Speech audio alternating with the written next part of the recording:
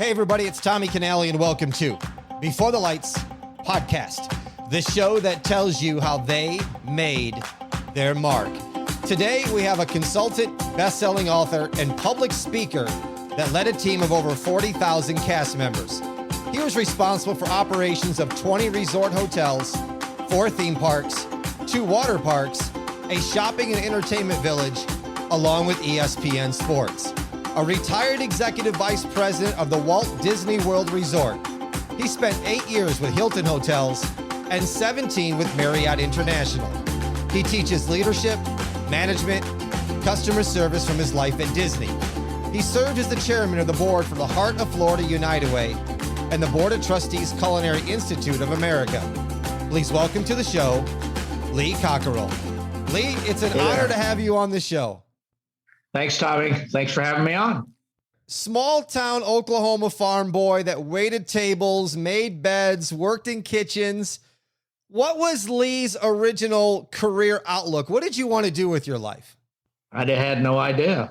I've never had any goals. My only goal was to kind of hope I had a job at the end of every day, not get fired. So I didn't. I mean, I grew up in a little town. Nobody went to college. I didn't know what you're supposed to do. I thought you just kind of hung out in high school a whole life. But I got out of there and it all turned out. I ended up by accident, really, getting a job in a hotel at the Hilton and becoming a waiter. And I liked the work. I liked the environment. And liked all the people I worked with because it's crazy every day and it's different every day in the hotel business. So it was fun. It was great. One of the things I like to talk about on my show is how people have overcome adversity and hurdles or obstacles in your life. And you don't have any college degree and you dropped out of a college speech class the night before you practiced talk because you were so scared and then could not stop shaking. Talk about how that translated in 1979 when you had to give a speech for Marriott.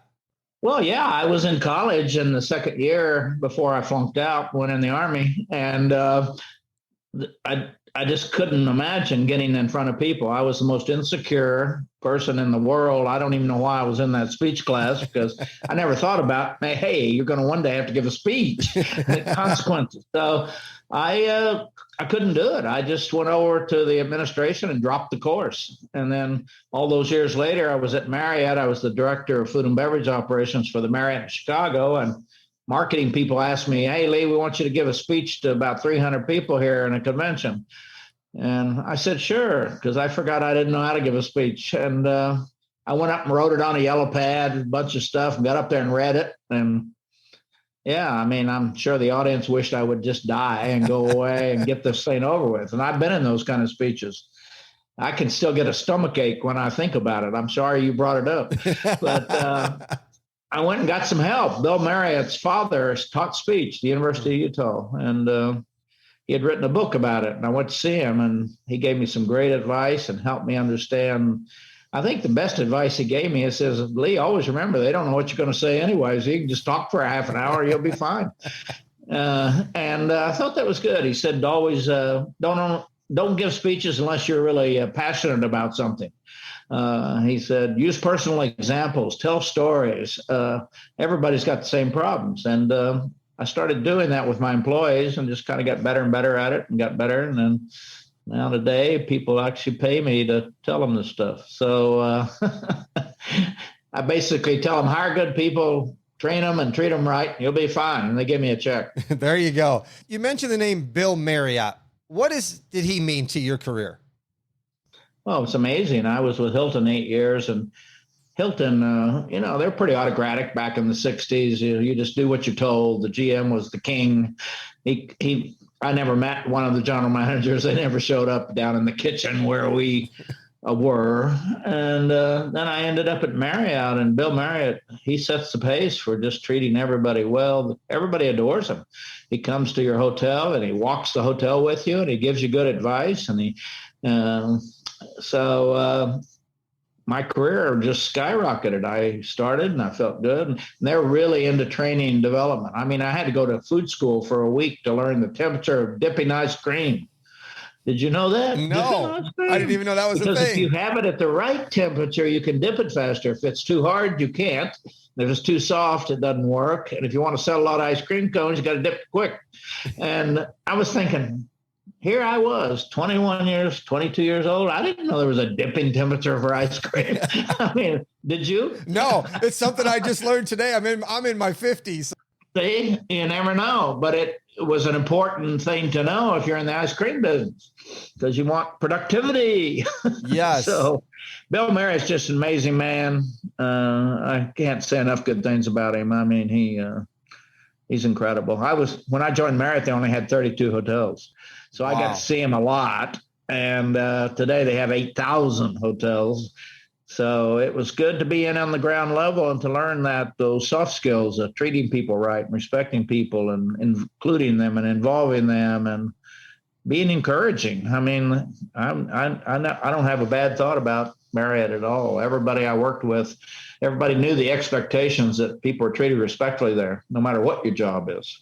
And people stay forever. I mean, I'm sure the average cast member employee there was 40 years with the company. I mean, people just stayed. You talked about getting there on the ground level. Was there some hesitation on your part of joining Marriott then at the very beginning stages? No, there wasn't, because I just got fired from my other job. So I didn't even care. I didn't even know who Marriott was. I just was looking for a job. And a friend of mine, a guy I knew from Hilton had joined Marriott he knew my reputation of doing a good job at Hilton. And yeah, I took the job. And actually it was a demotion from the kind of the level I was at Hilton. So I learned a good lesson there. But yeah, I got fired in this job in Lancaster, Pennsylvania. I had a Volkswagen, a 2-year-old, a wife, and not a dime. And the sheriff confiscated our furniture because we broke the lease. And we finally got a job after 3 months. And then we used to order a hamburger and split it while I was in training at Marriott, because they didn't cover your meals.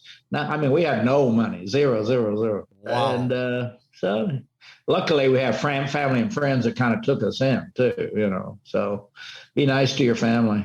Absolutely. You went from sharing hamburgers to where you're at today, but along the way, November of 85, you get promoted to VP of Food and Beverage Planning for all Marriott hotels and resorts. Lee, for you, when you got this position, did you start to feel like you were starting to make a difference, or did you feel like you still had work to be done? Oh, I didn't even know you had to figure that out. I mean, I'd kind of become an expert in the food business because I'd been a cook, I've been a waiter, I've worked in it, I've been a manager. I knew the business deeply. And so that's why they hired me or promoted me, because I knew the business technically. But the problem I had is I was not a very good leader, and I was pretty autocratic. I got in trouble at Marriott a little bit because I tried to fix the people above me. And I was a good manager. I could get things done, but I kind of did it through intimidating people. And that's what insecure people do. I had to really work my way out of that, because if you are insecure and you're autocratic and you treat people badly, long haul, it doesn't work. And I tell people, if there's no upside to treating people badly, and if you think there is, try it on your wife. You'll find out. Listeners, I'm going to put links in the show notes. Lee has several books, and he's got a lot of different stuff we're going to get into as I get in the show here, but I just wanted to let you know that you got to get your hand on Lee's books. Lee, when you opened Disneyland Paris in 1990, I'm sure things didn't run smoothly. Can you give me maybe just one story behind the scenes stuff that was happening that had to get done before opening, and then once opening nobody had any idea how crazy it was behind the scenes? Well, my job for 2 years was to hire 200 chefs and restaurant managers, and I flew all over the world for 2 years. I was hardly ever home, and to get these people to come to France, and I was looking for people who spoke French and English, and those were a lot of Americans. They had American wives, mainly the chefs, and slowly but surely, I got a great team put together, and everything looked great. And but the problem was, when we opened, business was a disaster. We were 2,000 people overstaffed. We were losing $1 million a day. By the time I left 2 years later, we were still losing $1 million a day. And that was pretty stressful. I'll bet it was. We were losing as much every day as Disney World was making, so they didn't like us. I'll bet. Yeah, it was pretty tough. And doing business in 5 languages. I mean, all the menus had to be in 5 languages, the staffing in 5 languages. I mean, I didn't know what I was getting into, but it's the best thing that ever happened to me because everybody should go work internationally. It changes who you are dramatically. I got a French daughter-in-law out of it, and I have 3 grandkids now that are 26, 23, and 21, and they're half French, half American. They're been all over the world, and they're all doing great. So that experience and exposure, I mean, if I hadn't gone there, I wouldn't have them. So it was the hardest job I've ever had. And I really had to focus. I quit drinking, no alcohol, no nothing. All I did was work and sleep and work and sleep because you need every ounce of energy you can pull when you're in a stressful situation like that. And so we got through it okay. And I got promoted to come to Disney World instead of getting fired. There you go. Back to Paris for a second. How was your wife with that when you're like, hey, honey, I'm going to take this job. We're going to move to Paris? Actually, it wasn't that. I told her I was offered a job in Paris. She said, we're going to take it. I mean, she had a French boyfriend when I met her back in 1966, I guess. And she said, Lee, you could stay with Marriott or we could go to France and live in Paris. You'll get paid and you get to work for Disney. Now, what's wrong with that? So we did it. We took the risk and it turned out to be the best decision I ever made. And I was doing okay at Marriott, but, I'd made a few mistakes in relationships. And some people have a long memory. Sometimes it's better just to move on and go do your thing somewhere else. So I did that and it was great. It was fabulous. Lee, what's your advice to people that leave one position for another just for more money? Yeah, I've never done it for money. I mean, I got less money when I went to Disney from the job I was in at Marriott. And I've never really thought about it. I think, before you're going to make a change, take the time to really figure out why you're doing this. And don't believe everything they tell you when they're recruiting you. The grass looks green until you get over there, and then it's a little browner than you thought it would be. And you just got to be careful, but don't, on the other hand, take the risk. Go do things. I worked for Hilton 8 years. I didn't like the situation there, so I left, went to this other hotel, got fired, got Marriott, got passed over for a promotion, ended up at Disney.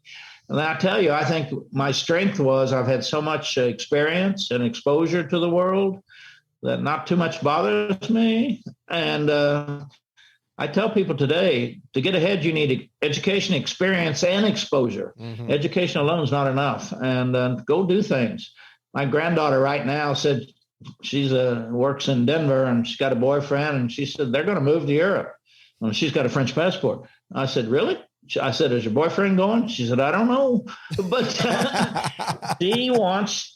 that's what she wants to do. And that's what they do. And our grandson's going to school in France and by himself. And his French is getting better. But these kids, that's what experience and exposure does for you. It gives you a lot of, you take a lot more risks and you feel a lot more confident. You've been there, you've done it.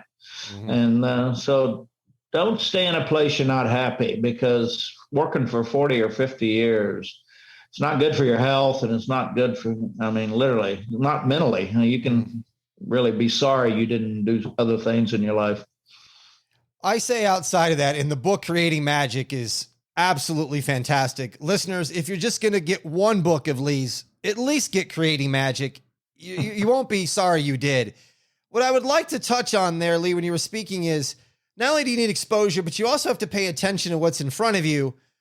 And you talked about in the book that you saw a painting of a cowboy over an open fire at a museum, and you took that back and then led that to change some things at Disney. What was that painting what did it resonate with you?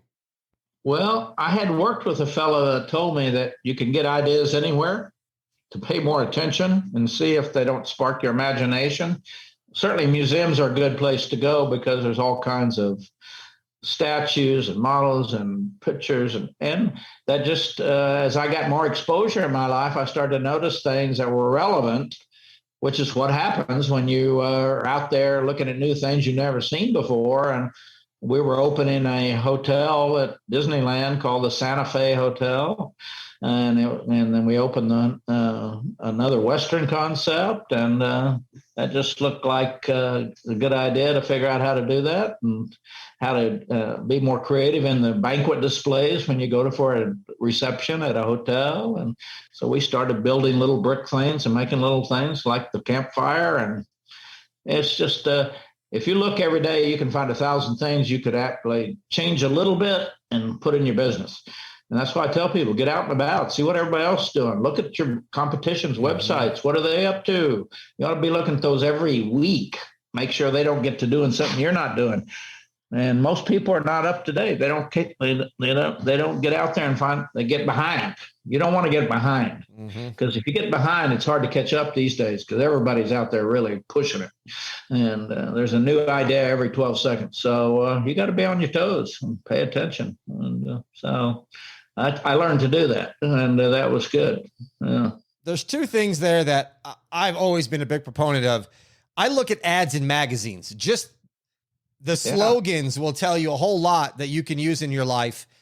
And the other thing that I always say is, and you talked about your competition, is don't be afraid to make a phone call to them and act like a customer to find out how you're being treated or what they're doing, that maybe you can transpose and use something in your own life. Magazines for me is first and foremost. I love looking through magazines. I was able to help a client last week on this concept.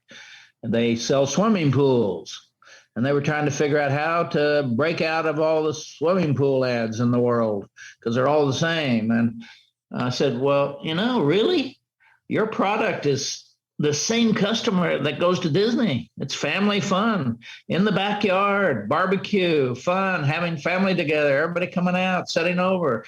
And building this pool's expensive, and so is Disney, and it's probably the same people. So just go look for all the Disney commercials and put a pool in them. And you don't have to come up with anything new, and you'll hit the market, because if Disney's doing it, I guarantee you it's had a lot of scrutiny, and it's going to work. And the guy about passed out. I mean, just look at what you do and who else does it, who does it better, and go find out and steal the idea and then improve it. Did you come up with the RAVE acronym of respect, appreciate, value everyone? I didn't, but I don't even remember where it came from, but I liked it. And I liked it a lot because it's easy to remember. And these days, particularly, most people can start to think about that. Respect, value everyone. And that's not happening in this country or anywhere in the world. It's annoying to me. Actually, I want to quit saying negative things on Facebook and LinkedIn and TikTok and all those things about how disappointed I am in the United States right now about how we treat people. And I keep wanting to stop doing that, but I can't. It makes me so mad how mean people are now and how they treat people, and try to avoid our history of how we treat. This is getting on my nerves. So, so I annoy a lot of people. I have 5,000 connections on Facebook, which is all you can have. And if I want to have less, I know what to post, and then a bunch of them will drop off. And then you can add some new ones back on later. Exactly. That's my strategy. I only lost one this week, so I'm not being tough enough. Lee, in the book, Creating Magic, you talked about a concept called Take 5. And if you would tell that to my listeners. Well, in the movie business, you're making a big movie and it's really important, and you're filming all day, and occasionally they say, take 5, go take a break, go figure out a way to do something better. And we started using that at Disney to teach the cast members, do your job all day long, but occasionally take a little break. It can be 10 seconds. It could be a minute. It could be 5 minutes, and really go focus on a guest and blow their mind, just come up to this. Just make people feel special. And we all get so busy today, we're hard to talk to somebody, and stop and have some fun with them. And that's what they're going to remember. They're not going to remember you were cleaning the bathroom. They're going to remember how nice you are and what you did. And you gave their children some stickers, and you helped them find a location for something, and you made a reservation for them for dinner. And that's what they're going to remember. They're not even going to remember the rides. They're going to remember that guy who was so nice to us. And it's unexpected because, we compare. And in most places you go today, people are not paying attention. They're looking at their phone. They're not focused. And we got to make sure people understand little interactions make a huge difference. We remember those people. I just came back from a cruise over in Europe, and I remember I can see their face. The person who was just incredibly nice. And I met a Ukrainian young girl. She was 19, and she was working in a hotel in London, and she had escaped from the Ukraine. And she was just incredible. And I'll never forget her. I mean, just I don't even remember how many pillows were on the bed, or I hardly can remember what hotel, but it was the person. We remember people. Kindness goes a long way, and most people need some work there. I keep thinking this world needs a hello campaign. We used to have the say no to drugs back in the day. I think we need a hello campaign where everybody says hello or hi in person to 5 people a day. And I think that would go just a long way. Just saying hello instead of just passing by and not saying anything. Hey, it'll make your day because you'll make their day. I'm telling you. My wife gets worried about me just talking to anybody and I even carry $50 with me now, 50-cent pieces. Most people haven't seen them. I ordered 500 and I carry them with me. And when I have an interaction with somebody, I said, I'm going to give you a special magical $50. It's got President Kennedy on the front. And you keep this in your pocket. Don't ever forget to be a good person. And people freak out. 99% of the people have never seen a $50. And they're out there. You know what they cost? 50 cents. That is a great idea and a magical thing to do to give to somebody. You can think of things. Yes. I have magic wands I have now. They're $12 for 4 of them. And they make this beautiful sound. And I'll show you one. And I carry them with me and I use them. And man, I tell you what, some people, I was in a speech yesterday and down in St. Louis, and I was using this, and lady said, I want that. I said, good, I'm going to give it to you when I'm finished. You thought I'd gave her a bar of gold, and here it is. That is killer.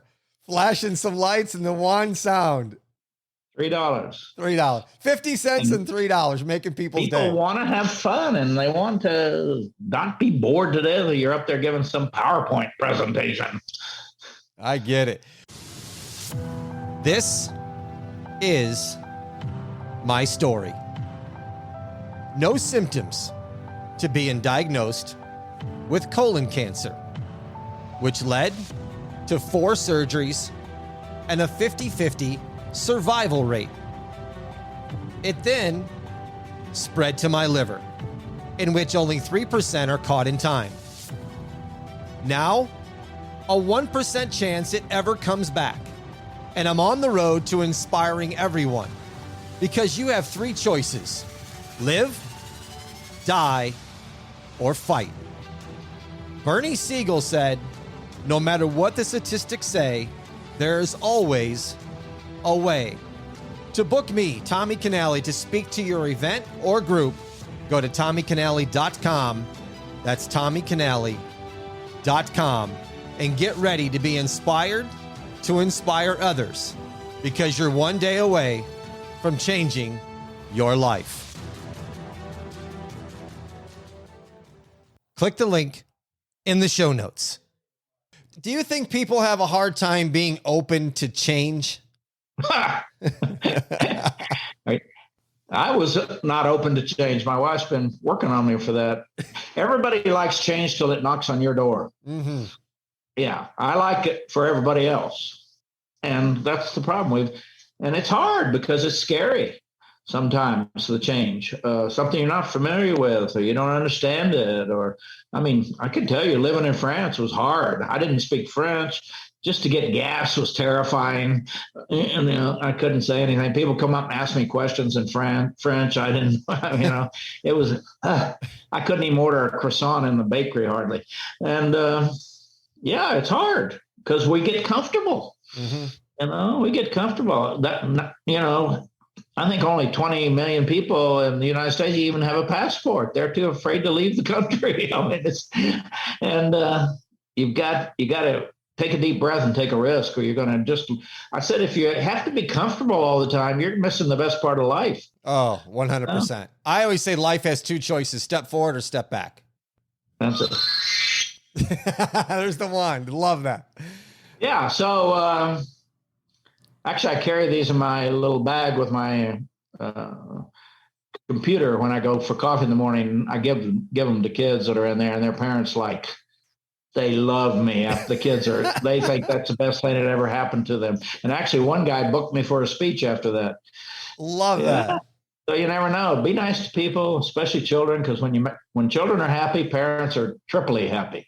And there's a lot of things we can do to have a more interesting day than being angry and not happy, and just calm down. You created the Disney Great Leader Strategies. What made you decide to create this program? And you talked about before that you always weren't a great leader, so you've learned along the way and then decided to develop the strategies. Yeah, by the time I got to Disney, I had learned how to behave, and I learned to be more, have more finesse, treat people better. I'd lost most of my insecurity. I mean, it's still there, but I'd learned how to fake it. And I learned that it's better to treat people well. And so then I was at Disney, and it's 40,000 people. And I'm trying to figure, how do you get everybody on the same page here? Explain what management is, what leadership is, how important it is to treat people respectfully, how important it is to ask people's opinion, get them involved, no matter. And I was whining and complaining one day to a consultant I worked for us at Disney, and she said, why don't we do something? She started coming to my house every Sunday for a year, and I would talk about to her what I wish we would do better, the mistakes I made in my career, what I wish the managers would do, not do. And we kept documenting, and we wrote it up eventually. And a year later, we got it into a thing that was rolled out to everybody at Walt Disney World. This is what it looks like. We need to all be doing it, because people come from everywhere. You don't know what they think. And we were able to tell a story and get people to understand this is how you treat people. Not like you treated them in your last job. Here's how we treat them at Disney. I don't care where you worked before. Everybody matters. And that's the message was everybody matters. We want a culture where everybody matters and they know it. And we got to tell them, and we got to compliment them, and we got to give them appreciation. And that's like the most important thing. The rides are the least problem. The only problem in life are people. Rides are not a problem. I mean, shows are not it's people.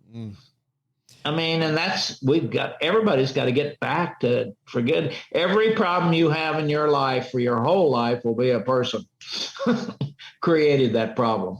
That is spot on. Yeah. Lee, when I say the word magic, what does that word mean to you? Yeah, somebody asked me that a few months ago, and I'd never been really asked that. And I said, to me, it just came to me that's when you do something so well, nobody can figure out how you do it. Great answer. Great answer. That's what magicians do, but Disney, we do it so well, nobody can figure out how we do it.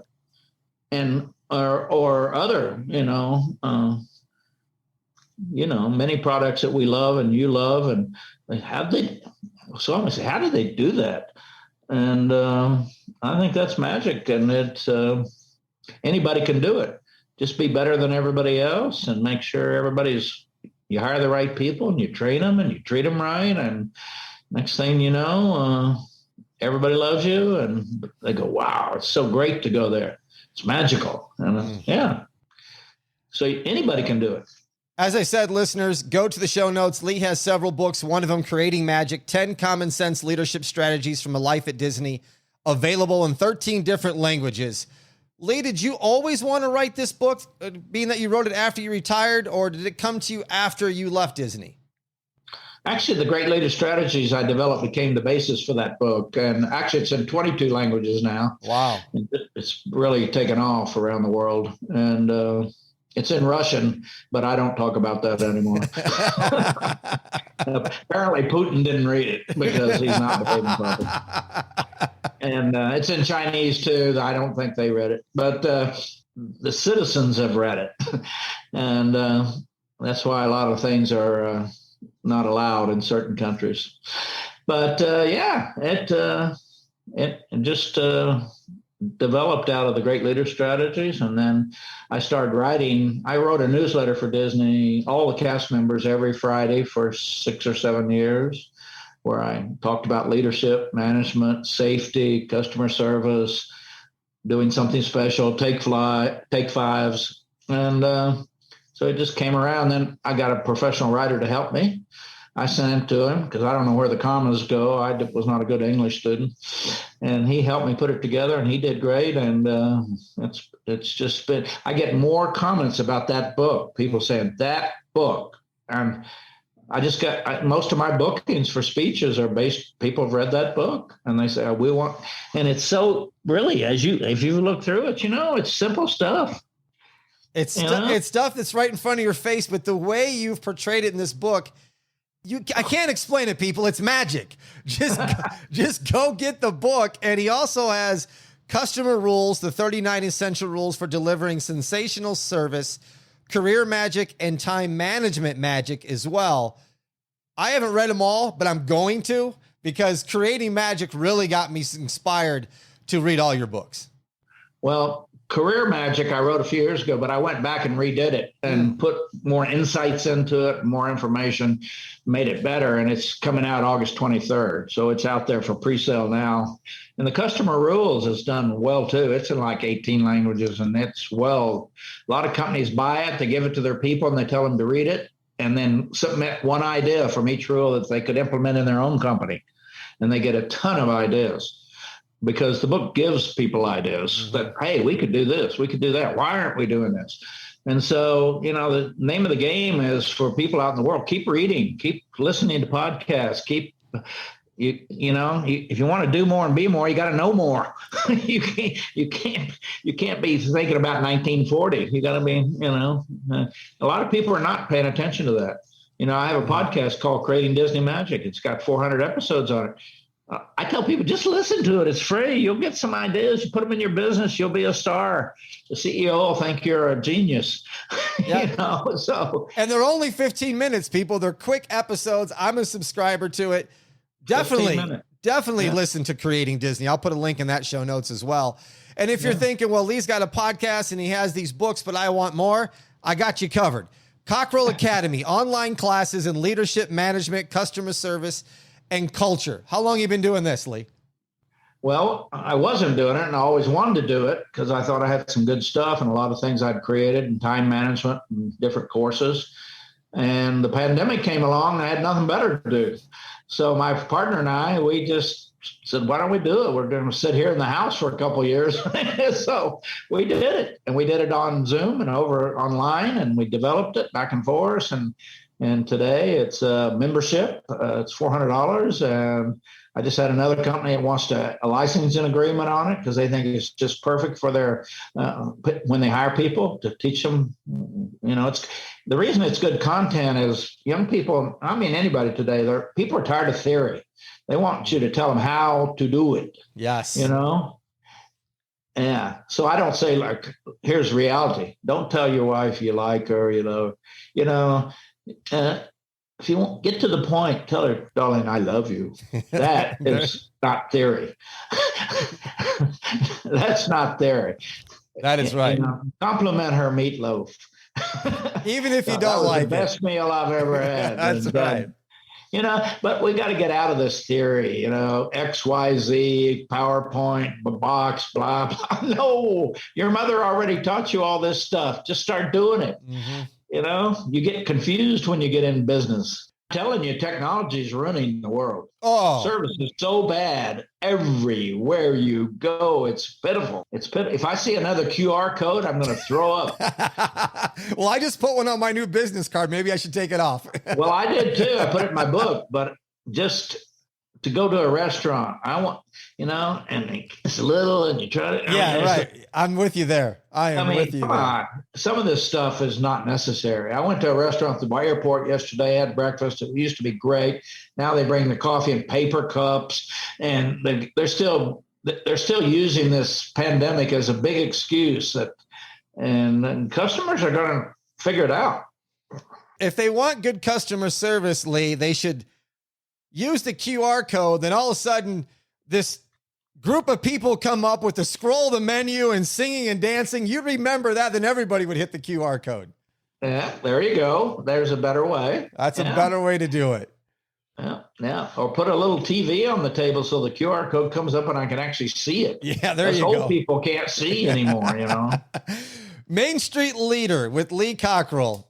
You started this at Disney, and now you're doing it where people can subscribe to it. Yeah, I called it the Main Street Diary at Disney, and then we just implemented it about 15 weeks ago. It's a subscription too. It's $9.95 a month. It's great. I must say, we're going to develop it into a book every 12 or 13 sessions and sell it to people. It's really, if I do say so myself, the people I work with have made it really great because we got a great graphic artist and I got a great guy I work with who cleans it up and writes it in a way that is a good training tool. And so, we just, pandemic's been good to us. Yes, it has. Listeners, go to leecockerell.com. Lee, in your opinion, Walt Disney, how far ahead of his time was he? Oh, God. I mean, I can't even, same old story. Nobody else has done it. And we all went to the carnival and the county fair and the circus, and we just kept doing that. And here's one guy who figured out it's got to be better, could be better. That's foresight. Bill Marriott, his dad, bought land over in the swamps and next to National Airport and built his first hotel. The land was almost free. He bought, people who see this future, look at Apple, these are people that have vision. I have no vision, in that way. Just think of people who didn't buy a house 20 years ago. Look at it now. They probably have $1 billion. So Walt Disney he could see it in his head. He could imagine I guess that's the story. If you could imagine it, and he already imagined a lot because he was doing cartoons. He did things during the war, Mickey Mouse. So he had a big, huge brain. Imagination. Yes. One section of his brain was better than mine. I can tell you what, he was very creative and a risk taker. He put his house on the market, put all his money in it, almost went bankrupt. His wife must have thought he was nuts. And look what happened. You got to take risk. If you want to do something, you got to take the risk or you'll have the regrets one day, what could have been. And he did it. I agree with you there.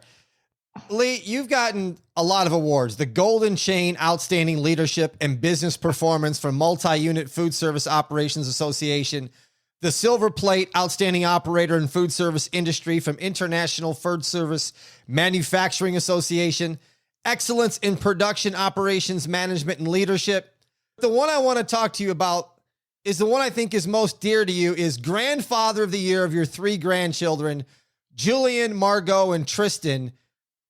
What is that, just me reading that, mean to you? Well, I've gotten that award from them for 26 years, so I'm still on top.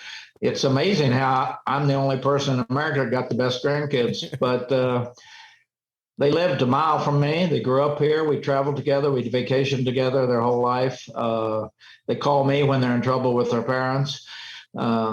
And they like me because I have Venmo. So when they break their computer, I'm a good touch. And we just have a great relationship. And I took them to school every day during their school years and picked them up and took them to 7-Eleven for a slushie. And they think I'm about the best thing that ever happened. And I tell them they like me better than their parents. And we're very close. We vacation together every year for a month in different places. And we just grew up. And my grandmother was the rock in my life. She was the rock. She was the best person I ever knew. And we tried to be that. And our grandkids are very independent now. They're not afraid to take risks. They'll do. And that's family creates this safety net.